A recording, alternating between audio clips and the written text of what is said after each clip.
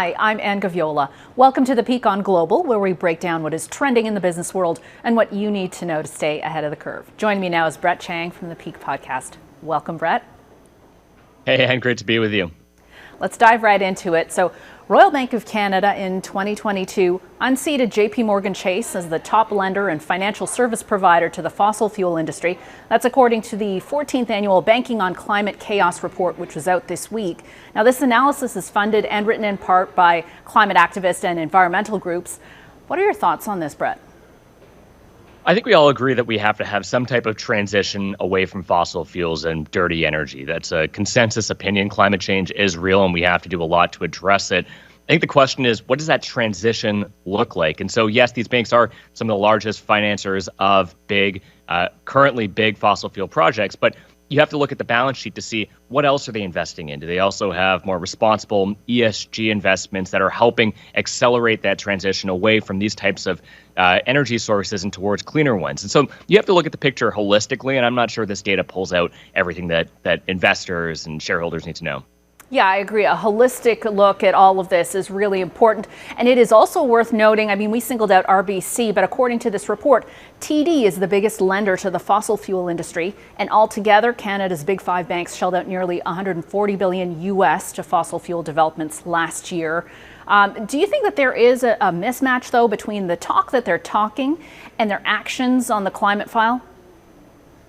Yeah, it's really hard to say, and this is a very complicated topic. It's interesting to look back a year ago when the invasion in Ukraine was happening and there was a crisis around where Europe was going to get their natural gas supplies. Russia had cut off their source, and so they had to look elsewhere. And then there was a shift away from these ESG portfolios and towards, well, how do we actually get more energy going to keep our world more secure and safe?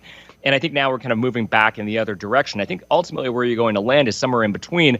And RBC and TD in particular, I think have done a pretty good job at making sure that they're continuing to invest in new technologies and clean energy sources and provide financing to those projects that are going to be leading and on the vanguard of that transition away from fossil fuels. But at the same time, ensuring that the world will continue to have a safe and reliable source of energy, period, that we can live off of. You can't just turn the taps off tomorrow. And so it really is a transition. And I think if you look at how the Canadian banks in particular are handling that, and RBC and TD, I think, are great examples, I think that they are doing the best that they can in a very difficult and complicated geopolitical landscape. Absolutely. All great things to consider. Now, our second topic has to do with the Bank of Canada. This week, it announced a second conditional pause in a row, keeping its key interest rate at 4.5%. That's the same level that it was back in 2007. Now, we heard from Governor Tiff Macklem, who said a soft landing is possible. He didn't use that terminology exactly, but he did suggest that inflation can continue to come down without causing a recession. And he said rate cuts this year are not the most likely scenario.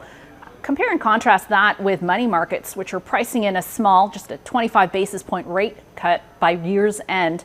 Now, part of what's happening, in my humble opinion, is that the central bank is talking tough or hawkishly when it comes to inflation, saying it's prepared to hike if needed. But the economic reality is that it probably wouldn't be prudent for it to hike, given the, as the IMF put it this week, economic turbulence lurking just beneath the surface. And it said at risk for that especially are the world's richest countries. Brett. Just like with the energy transition, the current macroeconomic environment is very complicated. We get on this program every single weekend and we're talking about something different, a different crisis, a different problem that is really hard to solve. I think that's where central banks are landing right now, is that they are as unsure about the economy as anybody else. And they're simply guessing and making their best possible predictions, but really they don't know. And all it would take is another shoe to fall in the right direction, which would either push them to do rate hikes up or to drop rates. And so we'll have to keep watching. If there was another regional banking crisis like we saw with SVB, that might then prompt them to do a rate adjustment down.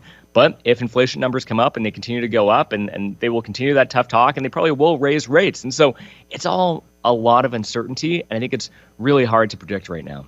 Yeah, it could be from U.S. regional banks. It could also be, commercial real estate over in Europe. Who knows? I do want to talk about managing expectations, though, because we know that inflation can be a self-fulfilling prophecy. So as much as the central bank is trying to fight it with monetary policy, it's also trying to combat it with messaging to the public. How important is that? I think it's really important. People are seeing now, and they've been seeing it now for the past year or so. The cost of everything has gone up, and they're trying to figure out the best way to do that. Employers are trying to figure out the best way to also adjust wages to ensure that people can continue to live in whatever city that they live in. And so it's a very challenging situation. I think education is very important, both on the consumer side, also so that they know what's going on, and also on the employer side, especially to avoid that dreaded wage price spiral where employers now are increasing the incomes and the salaries of their team members.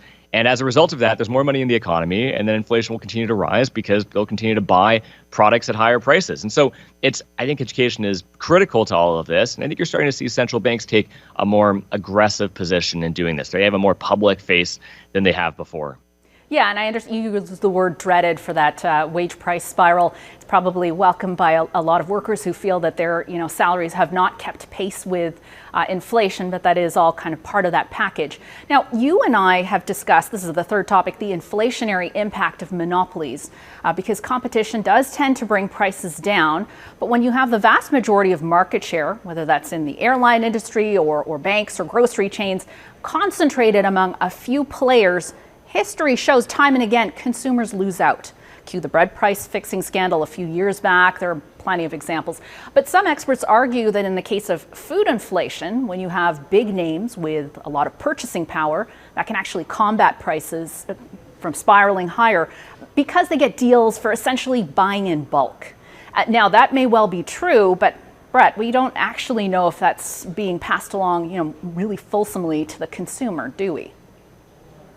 Well, I think, Anne, you make a bunch of great points there, and especially, just going back to the wage price spiral for a second, because I think this all ties together. Ultimately, I think regulators and politicians really need to take a hard look at how their policies or the current economic and business environment is actually making an impact on real working people. And does that mean that they're paying more at the grocery store? Does that mean that they're earning less relative to inflation?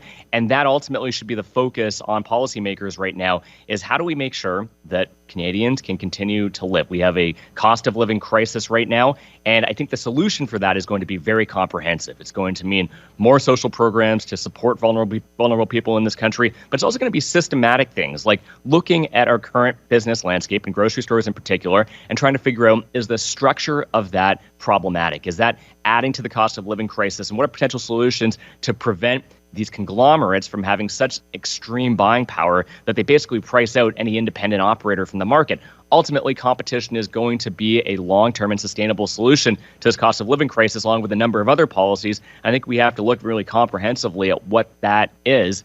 But I think you're absolutely right. Competition in grocery and telcos all over the Canadian economy is critical to bringing prices down for consumers. Yeah, we have a real business focus, but here we are talking about politics again. I'd like to ask you, Brett, do you think that there is political momentum behind the idea that some things, like the food that we buy from groceries or, say, wireless services, are not nice to haves? They are among the bare necessities of life, and you need them for full participation in this global and increasingly digital society. And so if you agree with that, shouldn't there be something in place to ensure that everyone has access to these staples of life, not these luxuries?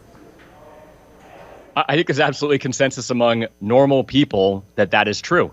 If you are a kid now going to school, you just can't do your homework without the internet. There's really no choice there. And that it is essential to developing and growing in this country and living a fulfilling life. Yet we don't treat it as such. And so I think the question is really becoming, well, why is that? What is happening in the corridors of power that is actually making it difficult to put in the policies necessary to reduce prices, to make sure that these are universally accessible assets and goods?